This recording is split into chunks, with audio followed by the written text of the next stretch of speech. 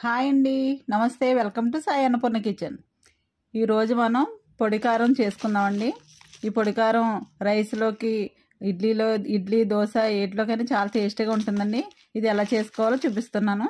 ముందుగా మనం ఎండుమిరపకాయలు తీసుకోవాలి. ఒక కప్పు కరివేపాకు అండి. ఈ కరివేపాకు ఎక్కువ వేసుకుంటే బాగుంటుందండి.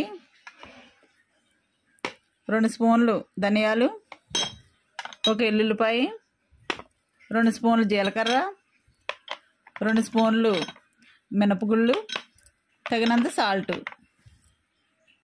స్టవ్ వెలిగించుకుని బాణలు పెట్టుకుని ఆయిల్ వేసుకుందామండి. ఆయిల్ వేడయిందండి. ఇప్పుడు ఎండుమిరపకాయలు వేసుకుని వేయించుకోవాలి. ఇలా ఎక్కువ మాడిపోకూడదండి, సిమ్లో పెట్టుకుని వేయించుకోవాలండి. ఇలా వేగిపోయిన తర్వాత వేరే ప్లేట్లోకి తీసేసుకుందామండి.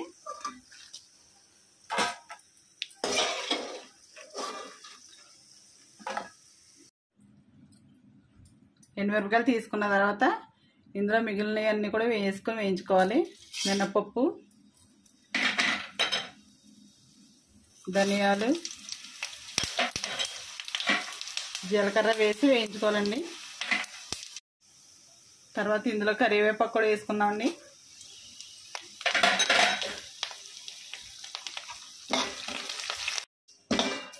ఇలా కరివేపాకు కూడా వేగిపోయిన తర్వాత ఇందులో కొంచెం చింతపండు వేసుకోవాలండి.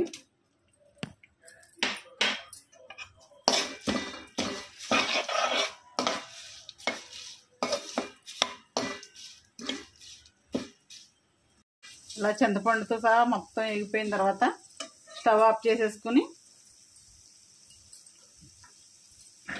ఇందులో వెల్లుల్లి రెబ్బలు వేసుకుందామండి. వేసుకుని ఇదంతా మొత్తం చల్లారిపోవాలి. చల్లారిన తర్వాత మిక్సీ జార్లో వేసుకుందాం. ఇలా చల్లారిపోయినాయండి ఎండుమిరపకాయలు. ముందుగా ఇవి మిక్సీ జార్లో వేసుకుని కొంచెం పౌడర్ చేసుకుందాం.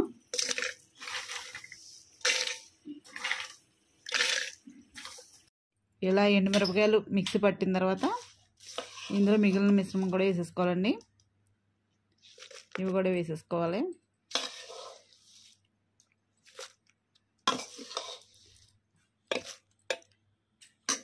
ఇందులో కొంచెం సాల్ట్ కూడా వేసుకోవాలండి. సరిపడంత సాల్ట్ వేసుకొని మెత్తగా మిక్సీ పట్టుకోవాలి. ఓకే అండి, పొడి కారం రెడీ అయిపోయింది. ఇది గాజు కంటైనర్లో పెట్టుకుంటే 1 మంత్ వరకు నిల్వ ఉంటుందండి.